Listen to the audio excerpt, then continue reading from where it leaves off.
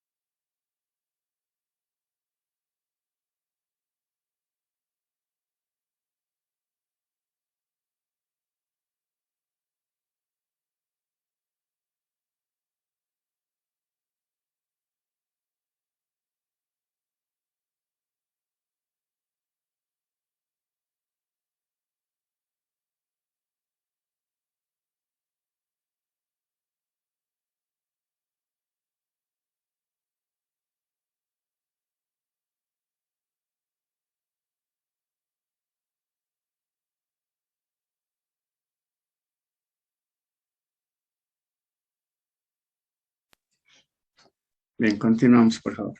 Entonces, el relevamiento de operaciones es eso, ¿no? Conocer sus operaciones más importantes. Y luego hemos dicho valor control interno. Acá, en control interno, no sé si hemos hablado, pero vamos a hacer un tema de control interno. Pero para entender esta partita tenemos que saber qué es control interno. Como su nombre sugiere, un control al interior, en este caso de las empresas. Todos, todo el mundo tenemos algo de control, ¿no? Las que nos dan un ejemplo de control interno en lo más doméstico en la casa, digamos, ¿no? Nuestras mamás, muchas de ellas ni siquiera conocen lo que será contabilidad, lo que será presupuestos, pero yo les garantizo que saben cuánto de dinero pueden tener al mes y cómo tienen que hacer alcanzar en el mes, ¿no? Y de esos límites que ellas se proponen, si tienen, no salen porque saben que tienen que alcanzar en el mes. O sea, tienen sus límites para gastar, al menos cuando hay ese tipo de limitaciones económicas, ni qué decir. Eso es control. ¿Y por qué fijan así límites, una planificación de cómo va a gastar, cuánto va a gastar diario para que alcancen el mes? Porque tienen que alcanzar un objetivo. Y el objetivo es que su familia viva racionalmente y razonablemente. Alimentados, descansados, vestidos, ¿sí? Eso es control interno. Acciones, medidas que tomamos para alcanzar objetivos. Ustedes también tienen objetivos. A ver, vamos a hablar con alguien para que no hable yo solito. María Zena Céspedes, active su micrófono. María Zena Céspedes. Sí, licenciado. A ver, usted dígame, ¿qué objetivos tiene? ¿Por qué está frente a la pantalla gastando sus megas? No le entiendo, Liz. ¿Qué objetivos tiene, digo, al estar sentada frente a su pantalla gastando sus megas? No, se está confundiendo, Liz. O Ok. no, o yo. Quiero poner un ejemplo de control interno y estoy preguntando qué controles tienen. Sí, no, no, ¿para qué, licenciada? No le entiendo muy bien. Ya, eso es lo que tienen que hablar, si no se entiende. Porque les había dicho yo que hay palabras nuevas para ustedes. Y por eso justamente siendo el ejemplo. Control interno debe ser una palabra que no lo han usado mucho en materias y por eso es necesario tener una idea para entender lo que estamos hablando. Si no, no vamos a entender. A ver, vuelvo a repetir. Control interno sugiere medidas, acciones que tomamos para alcanzar un objetivo. Sí, eso es control interno, en pequeñas palabras. Y control interno hay en las empresas, hay en las familias y también cada uno de nosotros tenemos control con seguridad. Y por eso les preguntaba yo cuál es su objetivo personal al estar en la clase, ¿no? ¿Cuál es el objetivo? Bueno, lo más probable es que estén para formarse profesionalmente, sacar su título y darse opciones para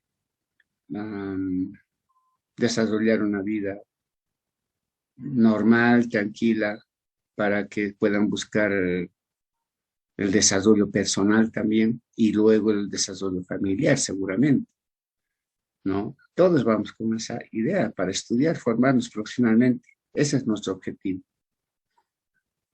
¿Qué medidas tomamos para formarnos profesionalmente? Si queremos salir en el concepto de eficacia que dicen en los 5 años que está programado el plan de estudios, seguramente vamos a decir, pues, a ver, haré mi horario para despertar, para trabajar o ayudar en mi casa, estudiar, también un poquito tal vez para despejar alguna actividad de recreación. Todas esas son medidas que tomamos para alcanzar nuestro objetivo. Y a eso llamamos control interno. Como las empresas son manejadas por terceras personas, el gerente no es dueño de la empresa, el contador, todos son funcionarios sentados. Hay más cuidado en esas empresas de implementar control. ¿Para qué? Para que la empresa alcance su objetivo. Todas las entidades tienen su objetivo, municipio, la universidad, todos. Entonces, este control interno es eso, medidas, acciones que se adopta para alcanzar control interno.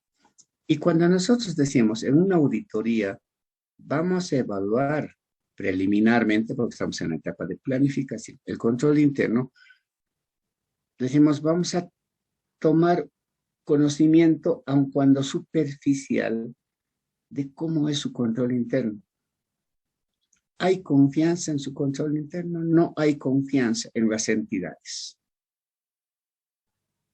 ¿no? Es fácil darnos cuenta cuando hay control, cuando no hay control, así instintivamente hablando. Pero técnicamente hablando, nosotros podemos acudir a cuestionarios, ¿sí? En base a las disposiciones, reglamentos que tiene la empresa, podemos preparar cuestionarios y todo lo que está como disposiciones para cumplir en la empresa, nosotros lo podemos volver preguntas. Y con base a esas respuestas que nos van a dar, sí, no se cumple, no se cumple, etcétera, nosotros podemos sacar una idea de cómo está funcionando su control interno. ¿Sí? Una técnica cuestionarios. Otra técnica es narraciones. Por ejemplo, ¿cómo se hace el proceso de compras? Ahí, con sí, con no vamos a poder sacar información. La narración nos dirá, pues hay una unidad que solicita, una autoridad que tiene que necesariamente autorizar el inicio de contratación, hay que cotizar, hay que comparar precios, etcétera. Eso se requiere una narración. Con un cuestionario de sí, no es suficiente. Y estas narraciones normalmente se representan en flujogramas, ¿ya? Y con el flujograma, con cuadritos, como deben conocer un flujograma, se representa o se encuentra problemas de control. Muchas veces ausencia, muchas veces incumplimiento de control, pero estas técnicas nos sirven para eso, para evaluar el control interno, ¿ya? Ahora, el objetivo de evaluar el control interno, de saber así superficialmente, porque no estamos ejecutando auditoría, estamos planificando recién, ¿no? Es para medir el grado de confianza. Si tenemos buena confianza en el control, significa que podemos hacer un muestreo razonable, digamos, 25 o 30%. Si no tenemos confianza en el control, tenemos que revisar más, porque la posibilidad de problemas es mayor cuando no hay control. Como en cualquier cosa, si no hay controles, normalmente sale un desastre. En cualquier actividad, ¿no? Y en las empresas, ni qué decir. Si nosotros tenemos poca confianza, tenemos que revisar más. Si tenemos una confianza óptima, a un muestreo razonable, podemos estar un poquito más tranquilos, porque el trabajo va a ser en menos tiempo, menos costo, ¿no? Esta confianza en el control nos va a permitir definir procedimientos. En qué momento, qué profundidad de procedimientos vamos a aplicar, dependerá de esta confianza, ¿no? Supongamos, nosotros vamos a hacer, ustedes han hecho arqueo de caja, con seguridad han hecho arqueo de caja, en intermedio, ¿no? Nos imaginamos la universidad y en este momento vamos a hacer un arqueo de caja, sorpresivo, ¿no? Y cuando vemos el efectivo que nos muestra el cajero, nos empieza a decir, aquí está, he prestado dinero a tal persona, aquí hay un vale autorizado, he prestado a otra persona, aquí hay un vale, no me han autorizado, pero es por un ratito, pero he prestado dinero, y la recaudación de él no podía depositar todavía. Pucha, si ese es el ambiente de control, lo más probable es que haya harto problema en caja, ¿verdad? A eso nos ayuda esta evaluación preliminar. Y si hay problema en caja, tengo que revisar más. Para eso nos sirve esta evaluación preliminar, para definir cuánto, en qué momento vamos a revisar, qué cosa vamos a revisar. Y una vez que tenemos una idea de lo que es el control interno, lo que vamos a hacer es nuestro programa de auditoría, ¿no? Estos programas ya son procedimientos que nos anticipamos. Reitero, estamos en planificación. ¿Qué programas de auditoría vamos a realizar? Por ejemplo, pueden haber programas generales. En programas generales, ¿qué podemos decir? ¿Cómo voy a revisar ingresos, por ejemplo? ¿O cómo voy a revisar egresos? En general, no estoy hablando de una fuente específica de ingresos ni una partida de gastos en general, ¿no? De ingresos tendré que revisar, por ejemplo, la fuente de ingresos que tiene la entidad, emite facturas, no emite facturas, por ahí comprobantes oficiales de caja. Entonces tengo que revisar los partes diarios de recaudación, hay arqueo al final del día, al día siguiente han depositado ese total, está la papeleta de depósito, o sea, me puedo fijar procedimientos generales para ingresos. Para egresos igual puedo hacer un programa general, pues voy a revisar en egresos, tiene que estar autorizado, tiene que estar en el marco del presupuesto aprobado del sector público necesario, tiene que estar respaldado por la factura, tiene que haber constancia de su ingreso y recepción por los interesados. O sea, me hago un programa general, se puede hacer. Y podemos hacer en programas específicos. Programa de auditoría para caja, ¿sí? Programa de auditoría para bancos. Programa de auditoría específico para fondos en avance. Como ejemplo, no estoy diciendo esto, esto nomás hay como ejemplo. O sea, específico significa para cada cuenta o cada rubro, para una operación específica que vamos a revisar. Eso es, ¿no? Entonces, ¿qué es un programa de auditoría? Procedimientos que diseñamos, vamos a realizar en la auditoría. ¿De dónde van a salir estos procedimientos? De esta evaluación preliminar y de lo que hemos conocido en la empresa. Sin esta evaluación preliminar sería difícil hacer un programa. Aquí nos va a salir pues qué confianza hay en el control Y ahí tenemos que definir qué voy a hacer en cada cuenta, en cada sub. ¿Sí? Y finalmente vamos a saber los recursos a utilizar. ¿Sí? Ya como conclusión de esta etapa de planificación, voy a decir, necesito tantos auditores junior, tantos auditores senior, necesito un especialista en sistemas, un especialista en importaciones y exportaciones, un especialista en, por ahí, en ingeniería civil, etcétera. Eso lo vamos a definir como conclusión de esta planificación. Recursos técnicos, por ahí vamos a necesitar softwares, computadoras, programas específicos, ¿no? Para revisar algunas operaciones, puede ser. Recursos financieros, por ahí hay necesidad de viajar para comprobar información, etcétera. Eso se va a saber cuando tengamos ya más o menos definido lo que vamos a hacer en la auditoría. Ya. Vamos a hablar todavía más de teoría con planificación. Solo les estoy mostrando un resumen. Esa es la primera parte de la auditoría, planificar. La segunda parte de la auditoría es el trabajo de campo. Y el trabajo de campo es prácticamente la ejecución. En algunos textos van a encontrar como ejecución de la auditoría, ¿no? Esa es la fase 2. ¿Y qué es la ejecución? La ejecución no es nada más que poner en práctica lo que hemos previsto realizar en la fase de planificación. Desarrollar estos programas que hemos planificado, que hemos establecido. ¿Sí? Ahora, estos programas obviamente son una guía. Cuando estamos haciendo ya la auditoría, ya estamos con documentos, ya estamos revisando, ya estamos en la auditoría plenamente, y algunas cosas de lo que hemos previsto hacer puede que no sean suficientes.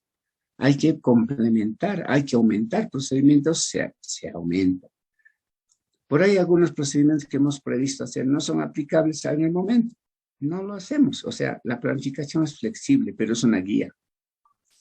¿No? Es una guía. ¿Para qué? Para que hagamos nuestro trabajo.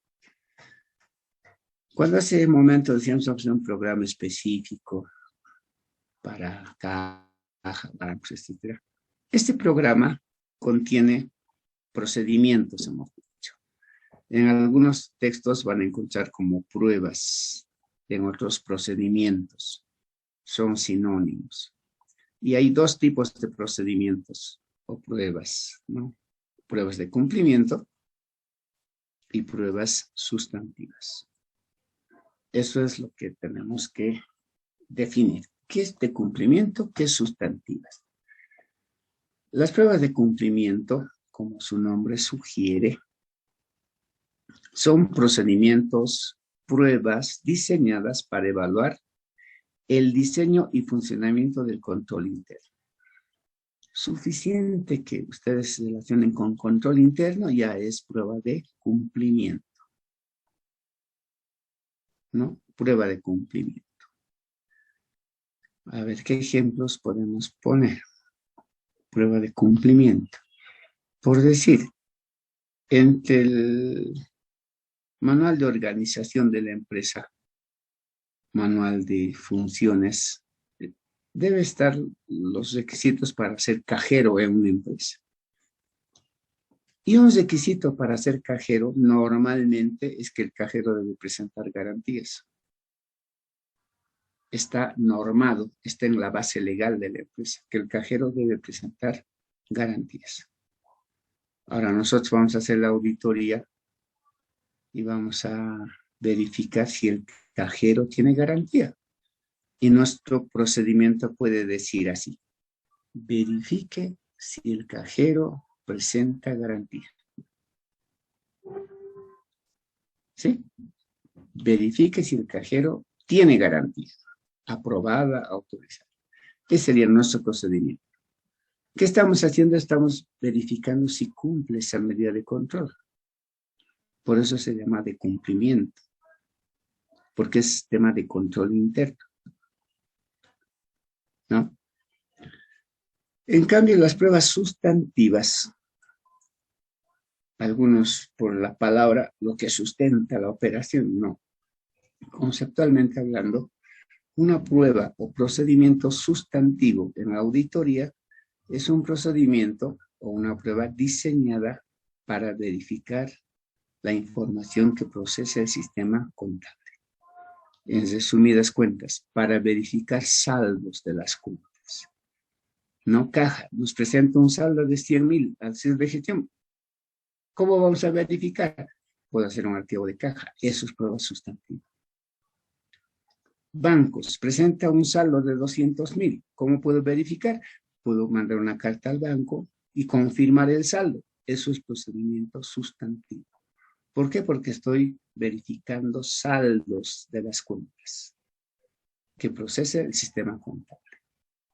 Entonces, para memorizar rápidamente qué es de cumplimiento y qué es sustantivo. De cumplimiento son pruebas que están relacionadas con el control interno y sustantivos relacionados con el sistema contable. Con eso no puede nomás con sus palabras dar conceptos, pero saber de qué trata cada tipo de procedimiento. Ahora vamos a profundizar un poquito las pruebas de cumplimiento, lo que tiene que ver con el control interno. ¿Cómo se puede realizar estas pruebas de cumplimiento? Por ejemplo, con el análisis del diseño y la revisión de operaciones. ¿Ya? ¿Cómo está previsto hacer una compra? En el reglamento de compras está separada las tareas de solicitudes, autorizaciones, cotizaciones, comparación de precios, adjudicación, recepción. O sea, eso está en un diseño, ¿no? Esos son reglamentos internos.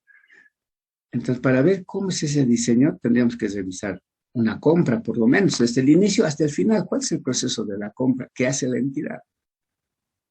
¿No? Y para eso será necesario seleccionar qué operaciones podemos revisar, cuáles serán los más importantes, tal vez, o las más frecuentes en la empresa. Vamos a seleccionar y ahí veremos procedimiento, registro, control de esas operaciones. Con eso podemos ver respecto del control interno, si su diseño es razonable y si está funcionando. Hay muchos sistemas de control interno que se han implementado en el tiempo y algunos son muy antiguos, las empresas no actualizan. Por eso es necesario ver el diseño. Tiene que ser pertinente a la actualidad, ¿no? Y no solo a ver, está bien diseñado, su manual moderno, pero no está abierto, nunca han usado. Entonces, ¿cómo funciona? Eso tenemos que analizar. Y no, en este tema de funcionamiento de los controles, ya no tanto diseño, sino funcionamiento, la repetición de operaciones es algo importante. También se llama pruebas de recorrido, ¿sí? Repetir una operación es volver a hacer el seguimiento de la operación desde el inicio.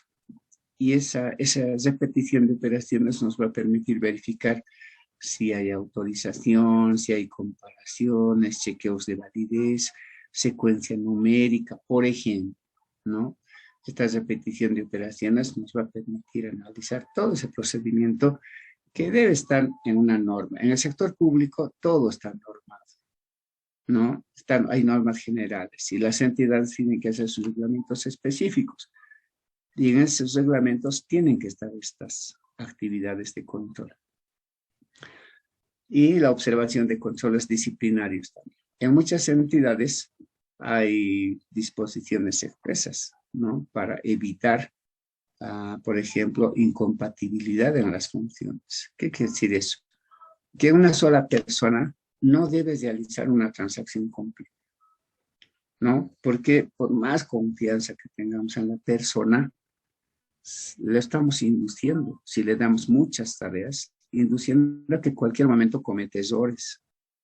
Y en muchos casos, con intencionalidad, omita algunas cosas, ¿no? Entonces, ¿qué hay que hacer? Segregar labores. Ahora, no siempre segregar implica contratar una persona para que haga una cosa, otra por otra, no. Dependerá de la magnitud de la empresa, pero entre dos o tres que estén en una empresa se puede romper eso de que uno solo haga una transacción completa. ¿Qué es transacción completa? Que reciba recaudaciones, que emita el comprobante de ingreso, ¿sí? Que controle el efectivo, que deposite el efectivo, que contabilice. Esas son tareas incompatibles. Una sola persona no puede realizar una transacción completa. Como les decía, entre dos o tres que están en una empresa se puede dividir. Uno que recaude, otro que deposite y otro que contabilice, por lo menos tres, ¿no? Restricción a acceso. En algunas entidades está restringido acceso de personas. Por ejemplo, Entel tiene su sistema informático. Habrá una unidad donde están sus equipos, donde está la información más clasificada de la entidad. No pueden entrar cualquier persona ahí. Incluso para entrar al sistema, la clave debe conocer probablemente un servidor de la entidad y la máxima autoridad más debe tener en algún lugar la clave de acceso al sistema. Después nadie más puede. Nadie más debería porque es información clasificada. Lo mismo pasa en caja, en almacenes.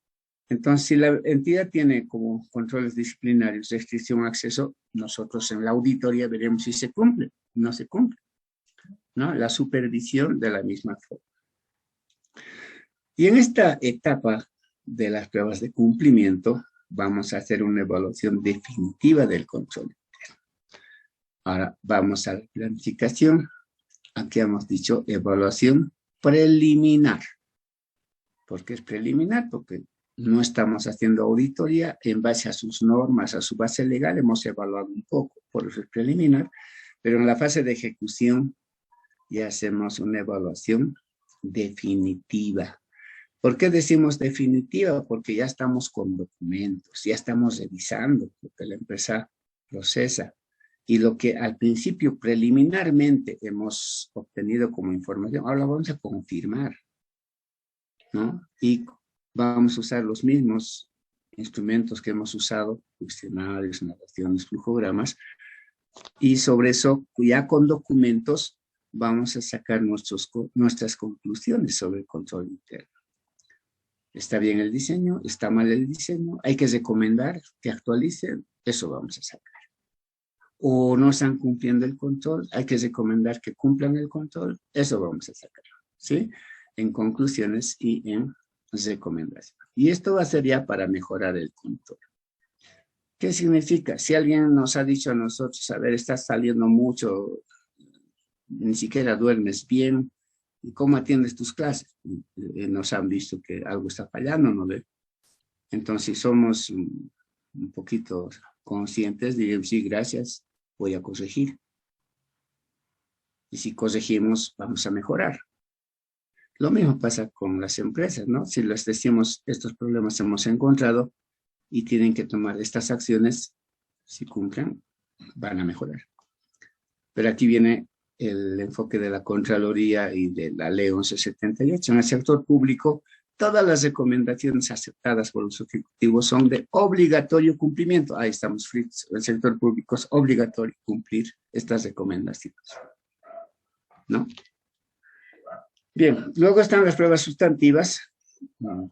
Las pruebas sustantivas, que son, ya hemos dicho, pruebas, procedimientos para ver información contable, la razonabilidad, la validez, la veracidad de los saldos contables. Eso aplicamos, por ejemplo, en auditoría financiera, auditoría de estados financieros, que vamos a revisar saldos. Eso va a requerir más uso de pruebas sustantivas, ¿no? ¿Y qué procedimientos podemos aplicar? Procedimiento, por ejemplo, pruebas de validación, ¿no? Vamos a hacer algunas pruebas para validar los saldos. ¿Cómo vamos a validar? Vamos a comprobar el saldo de una cuenta. Ustedes imaginan un libro mayor, caja, en el debe, en el haber, montos registrados, ¿sí? Y al final, la suma del debe y del haber y su diferencia nos muestra qué saldo tiene, ¿no? Un saldo deudor normalmente en caja. Ahora, ese saldo puede, aritméticamente puede estar bien, de la suma del debe, el haber y la diferencia está bien, pero verificaremos si los montos que están en el debe tienen respaldo. ¿Era el monto correcto que había que depositar o que ha ingresado a caja? ¿Sí? Eso vamos a ver, ¿no? Y para verificar eso, ¿qué podemos hacer? En caja, lo más común, carqueos de caja. Con eso verificamos. El mayor dice que hay 100,000. Ah, voy ahorita, caja, recuento su dinero. ¿Hay 100,000? No hay 100,000, solo hay 50,000 y tengo estas facturas. Entonces no estamos usando el saldo contable, lo que está pasando en caja. A ver, para eso es el arqueo, por ejemplo, es para verificar el saldo de la cuenta caja. Conciliaciones bancarias. Con una conciliación bancaria puedo validar, puedo verificar el saldo de bancos. ¿Sí? Conciliación de cuentas por cobrar, conciliación de fondos en avance. Me serviría para verificar una cuenta. ¿Sí? Otro procedimiento, recuentos, confirmaciones. En el caso de almacenes, la cuenta almacenes me muestra un saldo de 1,000,000. Ah, voy a ir a contar qué mercaderías tiene, qué productos tiene. Es el 1,000,000 que muestra los estados financieros. Eso voy a verificar con un inventario y su evaluación. Confirmaciones, voy a mandar carta a los deudores, por decir. En el balance dice que nos deben 100,000. Voy a mandar una cartita y voy a decir que me confirme si realmente nos deben 100,000. Puede que me digan sí, son 100,000, pero pueden decirme también yo ya he pagado, acá está mi factura o mi recibo. Entonces el sistema contable no está mostrando lo que está sucediendo. Eso es lo que vamos a hacer con pruebas sustantivas, validar los saldos, comprobar el saldo con algunos procedimientos de auditoría. Otra forma de realizar esta prueba sustantiva son las revisiones analíticas, ¿no? Análisis de cuenta, por ejemplo. Estudio de cambios o anormalidades. Nosotros podemos analizar rápidamente la relación, por ejemplo, que tiene sueldos con cargas sociales. ¿Por qué? Porque las cargas sociales son porcentajes que se aplican a los sueldos, ¿no? En el caso de aporte patronal, de aporte laboral, ese tipo de análisis se puede ver para ver razonabilidad y relación lógica, ¿no? Y cuando hay diferencias importantes, entonces habrá que analizar porque hay pues cambios importantes. Por ejemplo, se ha construido un edificio. Estaba presupuestado 5,000,000, pero han acabado en 5,200,000. Hay 200,000 de más en exceso, aparentemente. Analizaremos por qué hay esos 200,000 de más. ¿Qué ha pasado? Pueden ser situaciones normales, pueden ser situaciones extraordinarias, pueden ser situaciones también de errores o fraudes, puede ser. ¿Qué tenemos que hacer? Analizar. ¿Por qué ha habido esa diferencia de 200,000? Tal vez hay un contrato adicional, tal vez se ha hecho algo más de lo que pensaba hacerse, o se han encontrado imprevistos al hacer la obra, ¿no? Todo puede suceder. Entonces, ¿qué hay que hacer? Analizar, estudiar. ¿Por qué? El origen. Eso. Entonces, en estas revisiones analíticas las podemos realizar y para eso va a haber necesidad de leer y analizar documentos. Al menos en contrataciones, a ver, un ejemplito les voy a dar. La construcción del paso a desnivel acá en el Ejército Nacional. Recién se ha entregado, creo, hace 2 años, ¿sí? Y con problemitas todavía. Pero esa obra ha durado más de 10 años, ¿sí? Y con seguridad que desde el primer contrato que han firmado hasta la entrega definitiva, por lo menos ha debido haber unos 10 contratos modificatorios, o sea, que han modificado el original por diferentes circunstancias. Si nosotros queremos hacer auditoría de ese paso a desnivel, lo primero que tenemos que leer son ese contrato original y todas sus modificaciones para sacar una conclusión más o menos cabal. Si por flojera no leemos algo, podemos estar haciendo un mal trabajo, ¿no? Entonces, la lectura de documentos y el análisis y el comprender documentos nos va a ayudar a aplicar este tipo de procedimientos para validar saldos, el monto total de la obra, por ejemplo, cuánto se ha pagado, ¿no? Examen de partidas extraordinarias, ¿no? Lo que le decía, puede que haya habido un sobreprecio, un precio de menos, de más, son situaciones no normales, hay que revisar con más detalle. Comparación y validación por relación lógica de cuentas. Eso también es bien útil, ¿no? Por ejemplo, a ver, una entidad comercial se van a dar cuenta. Una entidad, su estado de resultados vemos ventas. Tiene 1 millón.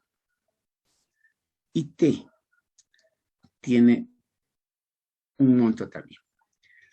¿Hay relación? No hay relación entre ventas y el IT. Sí. ¿De dónde sale el porcentaje del IT de las ventas? Claro, en el estado de resultados no están las ventas facturadas, están las ventas netas. Entonces yo divido entre 0.87 lo que esté en ventas y tengo el monto facturado. De ese monto facturado saco el 3%, debe tener relación con el IT que estoy mostrando como gasto. Eso es una relación lógica de cuentas. O lo que les decía, sueldos con cargas sociales, es una relación lógica de cuentas. No puede dispararse mucho. A veces sí hay diferencias, pero la diferencia es por alguna operación extraordinaria que es fácil de identificar. Pero cuando las diferencias son significativas, pueden haber errores significativos también. Tenemos que revisar con más detalle y a eso nos ayuda este procedimiento. En resumen, pruebas sustantivas, entonces son pruebas para verificar datos, saldos que proporciona el sistema de contabilidad. Y para eso se pueden hacer pruebas de validación, revisiones analíticas. Esto nos va a permitir comprobar el saldo de la cuenta y puede ser necesario hacer procedimientos específicos según el rubro, según la cuenta, para hacer esa validación, verificación de saldos. Bien. De aplicar pruebas de cumplimiento y pruebas sustantivas, lo que vamos a hacer es obtener evidencia. Esta es la clave para los auditores, porque con esta evidencia vamos a respaldar nuestro informe. Todo lo que digamos en el informe tiene que estar respaldado. No puede salir de nuestra inspiración, de nuestra imaginación, no. Todo está en base a la evidencia que hemos acumulado. Y esta evidencia puede ser física, puede ser documental o de otra naturaleza. Evidencia física es aquella que el auditor obtiene participando en la obtención de esta evidencia. ¿En qué tipos de hechos participa el auditor? Arqueos de caja, inventarios, comprobación de documentos del exigible, ¿sí? Estas son evidencias físicas, el arqueo de caja,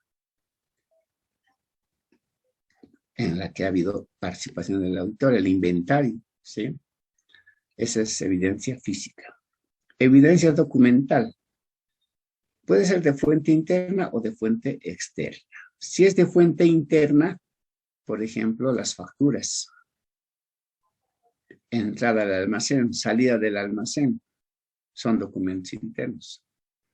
Pueden haber informes de comisiones sobre adjudicaciones, autorizaciones.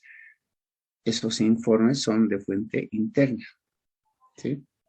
Pero puede ser de fuente externa, por ejemplo, las confirmaciones.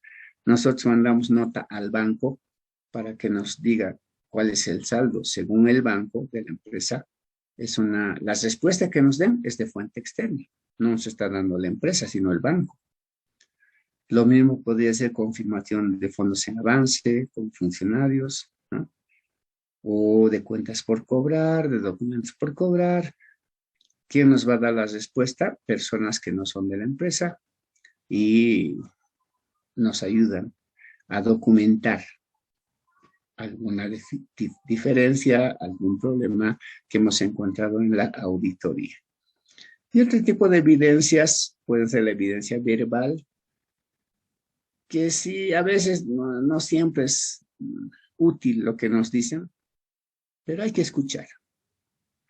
Hay que escuchar y de alguna forma tratar de verificar primero. Las más de las veces son por hacer quedar mal a alguien, por perjudicar a alguien, pero puede ser que alguno esté bien comprometido con la empresa y nos diga qué están haciendo. A ver, ya hemos escuchado, no lo estamos tomando por hecho, pero sí lo podemos tomar como un indicio y revisar. Y ahí vamos a verificar si esto puede ser, no puede ser útil, pero hay que escuchar. El análisis de cuentas. Les había dicho, todas las empresas tienen sus estados financieros. A golpe de vista podemos analizar nomás presentación, exposición, relación lógica de cuentas. Ese análisis de estados financieros nos puede servir también. Cálculos. Bueno, digamos, cómo han determinado una deuda, sus intereses, cómo han calculado, por decir, los factores para favorecer a la industria nacional en una compra. Pues esos cálculos son evidencia. Testimonios, ¿no? Los testimonios ya son diferentes, son cuando alguien por escrito nos está diciendo este problema, o hay este justificativo, o esto es lo que ha pasado. Esos testimonios son también evidencia, ¿no? Para respaldar nuestro informe. Con esta evidencia, nosotros lo que vamos a hacer es nuestro informe, en base a esta evidencia. Y esa sería la fase 3, el informe.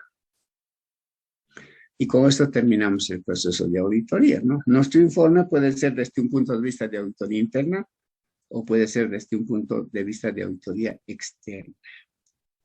¿Qué es informe de auditoría interna? Si somos auditores de la empresa.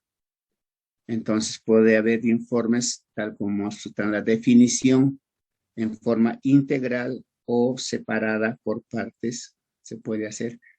Puede haber un informe sobre cumplimiento y eficacia de sistemas de administración, otro informe sobre confiabilidad, otro informe sobre resultados y eficiencia de operaciones en auditoría interna. Y en auditoría externa puede haber un informe sobre eficacia de los sistemas de administración, sobre la confiabilidad, una opinión sobre la confiabilidad de estados financieros y un dictamen sobre la razonabilidad de estados financieros.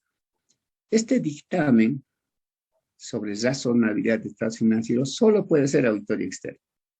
No hace la auditoría interna. La auditoría interna lo que hace es confiabilidad y el auditor externo lo que hace es dictaminar, ¿no? Y también puede ser un informe sobre resultados de eficiencia y de economía de las operaciones. Bien, en este sinóptico, no obstante que he hablado mucho, pero les estoy mostrando en pequeñito dónde empieza la auditoría. ¿Qué es lo que vamos a hacer en la auditoría? Y dónde termina nuestra auditoría. Esas 3 fases, digamos, en resumen, lo que vamos a hacer.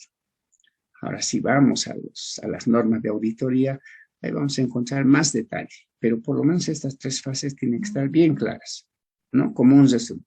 Cuando estudien, entren a los temas de auditoría financiera en la materia que llevan y también veamos los otros temas, van a encontrar un poquito más de fortaleza sobre lo que les estoy diciendo.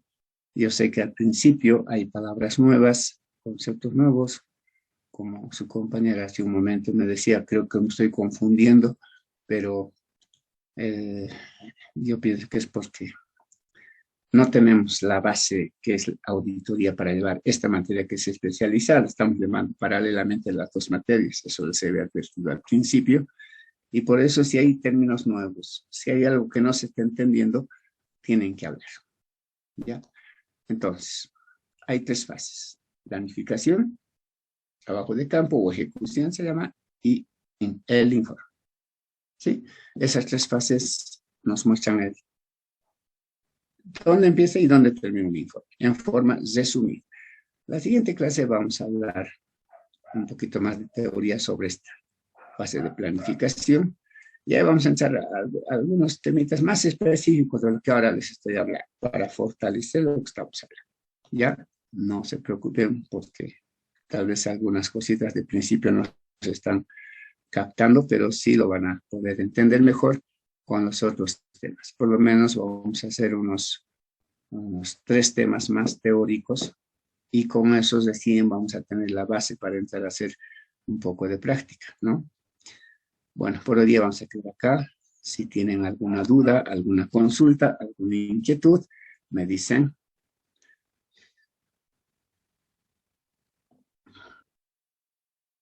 Todos se han dormido bien, nadie tiene dudas.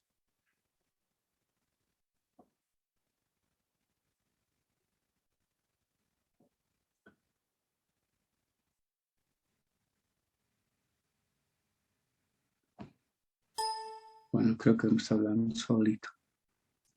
Nos vemos en la próxima clase. Buen día. Hasta luego, licenciado. Hola, licenciado, buenos días. Hasta luego, licenciado Hasta luego, Martín. Lince, que le vaya bien. Luego.